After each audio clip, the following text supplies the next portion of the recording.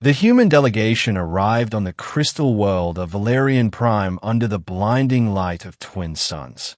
The humans were new to interstellar diplomacy, having only recently established faster-than-light travel.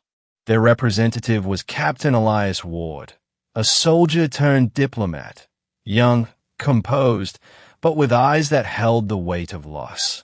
He had fought in the Titan Wars, defending Earth's colonies from extinction. Now, humanity had sent him to negotiate an alliance with the Valari, hoping to survive in a galaxy dominated by ancient powers. The first meeting took place in the Hall of Mirrors, a chamber so vast it reflected the stars themselves. Elias stood among beings of impossible beauty, skin like polished pearl, eyes like molten gold. When Queen Seraphyne entered, silence spread like gravity itself bending around her. Her gown shimmered like starlight, her crown a living halo of energy. But her face, though regal, carried a shadow of exhaustion. As she surveyed the human envoys, her eyes fell upon Elias. And in that moment, time seemed to fracture.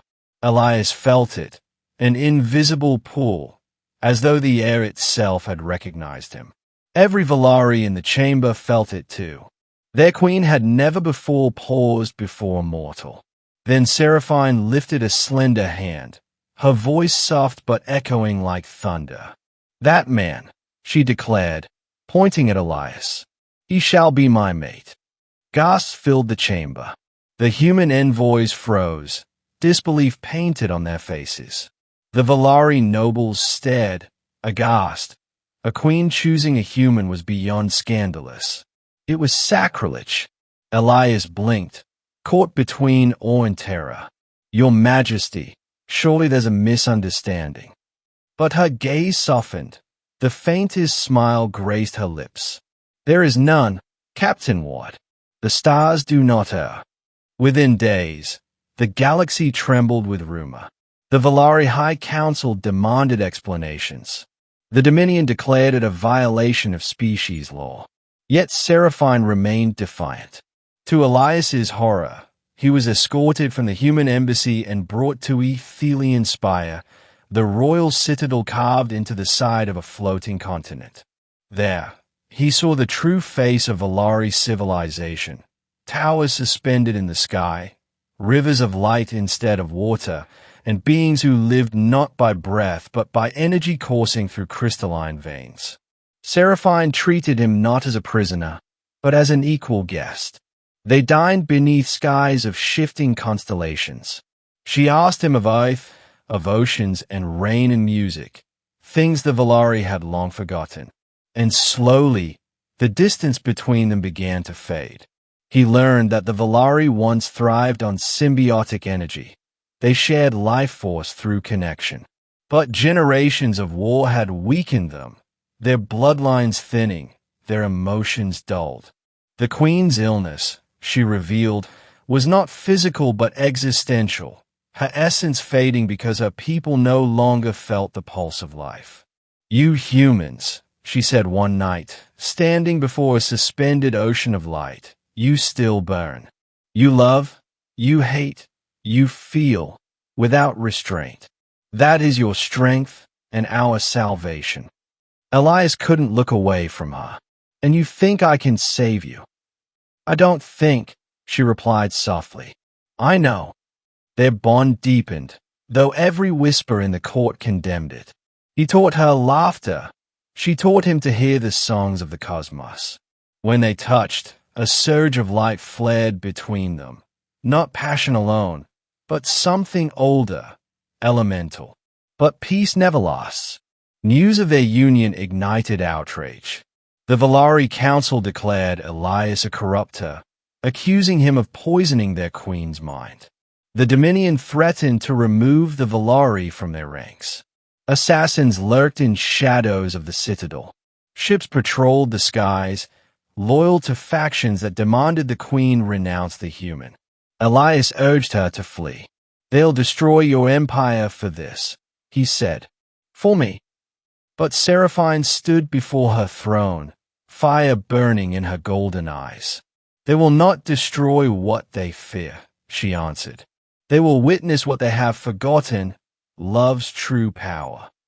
On the day of judgment, before thousands gathered in the grand hall, the queen faced her council.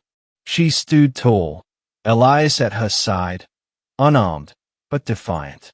"Tell us, your majesty," the high chancellor hissed, "why you risk our people for a mortal?" Seraphine's gaze swept over them, her voice echoing through crystal pillars.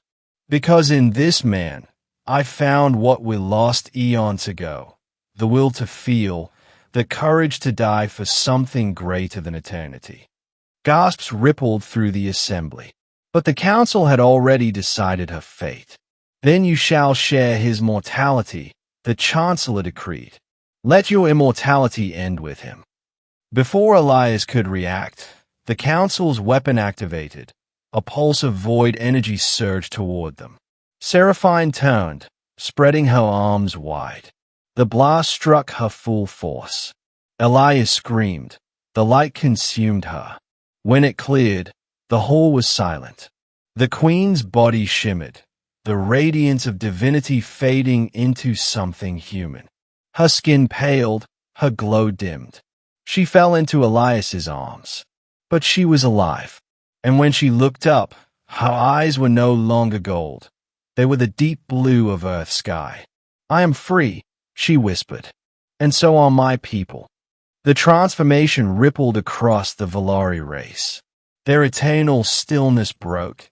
Emotion returned to their hearts. For the first time in millennia, the Valari wept, laughed, and felt the pulse of life again. Seraphyne had not cursed them. She had restored their lost humanity.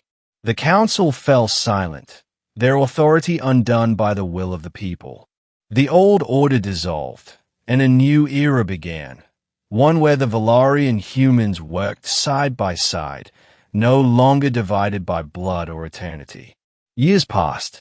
The Queen and Elias made their home between worlds, on a small moon orbiting a violet star. They ruled not through fear or power, but through compassion and wisdom. One night, beneath twin moons, Elias asked, "Do you ever regret giving up immortality?" She smiled faintly, resting her hand over his heart. "How could I regret this? Eternity is meaningless without someone to share it with." He kissed her hand, feeling the warmth of life beneath her skin, fragile, fleeting, and perfect. As the stars shimmered across the endless dark, Seraphyne whispered a vow that would echo through the cosmos for generations. "Once, I was queen of the immortals. Now, I am but a woman, bound not by fate, but by love." And somewhere beyond the stars, the universe itself seemed to listen and smile.